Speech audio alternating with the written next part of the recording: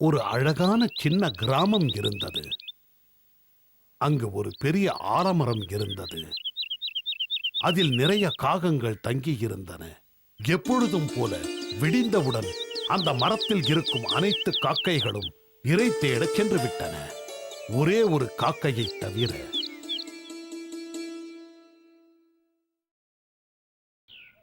சூரியனின் ஒளி முகத்தில் விழுந்த பின்தான் அது தூக்கம் கலைந்து எழுந்திருக்கும்.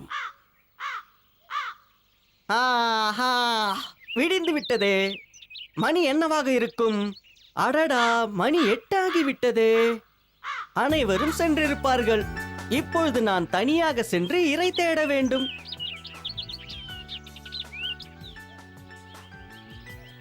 அந்த கிராமத்து தெருக்களில் பறந்து தனது இரையை தேட ஆரம்பித்தது.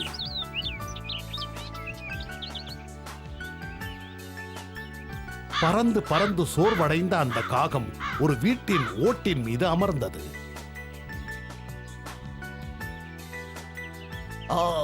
எனக்கு பசிக்கிறதே. என் பசியை தூண்டுவது எது?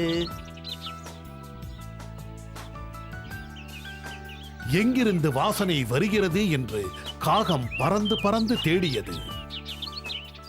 அப்போது ஒரு மூதாட்டி வீட்டிற்கு வெளியே அமர்ந்து வடை சுட்டுக் கொண்டிருந்தார். அந்த வடையின் வாசனை காகத்தின் பசியை தூண்டியது. எப்படியாவது வடையை சாப்பிட்டு விட வேண்டும் என்று நினைத்த காகம் அந்த மூதாட்டியின் அருகில் சென்றது. அடடா, ஒரு காக்கையை கட்டி வைத்திருக்கிறார்களே. அது மெதுவாக வடை இருக்கும் தட்டிற்கு அருகில் சென்றது. காக்கையே, நீயும் வடையை திருடத்தானே வந்திருக்கிறாய். நான் உன்னையும் கட்டி போட்டு விடுவேன். ஆஹா, இந்த மூதாட்டி மிகவும் ஆபத்தானவராக தெரிகிறாரே. இந்த மூதாட்டி இங்கிருந்து போனால்தான் நாம் வடையை இங்கிருந்து எடுக்க முடியும். என்ன செய்யலாம்? அந்த காக்கைக்கு அப்பொழுது ஒரு யோசனை தோன்றியது. உடனே அது வீட்டுக்கு பின்புறம் சென்று பாட்டியின் பேரனை போல பேசி ஏமாற்றியது. பாட்டி, பாட்டி, இங்கே வாருங்கள். என் பேரன் கூப்பிடுகிறான். இதோ வருகிறேன் அப்பா.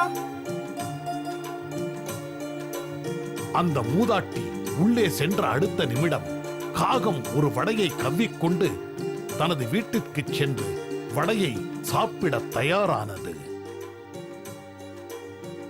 வடை கிடைத்ததால் அது மிகவும் சந்தோஷமாக இருந்தது.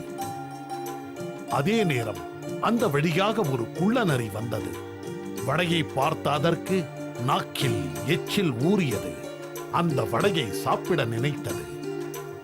ஆஹா, இன்று நமக்கு அதிர்ஷ்டமான நாள்தான். அந்த காக்கையிடமிருந்து வடையை எப்படியாவது பிடுங்கி விட வேண்டும். ஏதாவது தந்திரம் செய்ய வேண்டுமே. காக்கை நண்பரே, எப்படி இருக்கிறீர்? மக்கள் சொல்வது சரிதான் போல் இருக்கிறது. கருப்புதான் மிகவும் அழகு. ஆஹா, உங்கள் கண்களும் காதுகளும் மூக்கும் எவ்வளவு அழகாக இருக்கிறது. தங்களின் நிறத்தையும் இறகையும் என்னால் வர்ணிக்காமல் இருக்கவே முடியாது. அதை வர்ணித்தே ஆக வேண்டும். அந்த நரி புகழ்ந்து கொண்டே போனது. இதை கேட்ட காகம் தன்னை மறந்து பெருமையில் ஆழ்ந்து பெருமிதப்பட்டுக் கொண்டது. தங்களை போன்ற அழகான பறவைக்கு மிகவும் இனிமையான குரல்தான் இருக்க வேண்டும். ஒரு பாட்டு பாடுங்களேன். காகம் தன்னை மறந்து சந்தோஷத்தில் பாட ஆரம்பித்தது. ஓ, நான் ஏமாந்து விட்டேன். வடையும் கீழே விழுந்தது.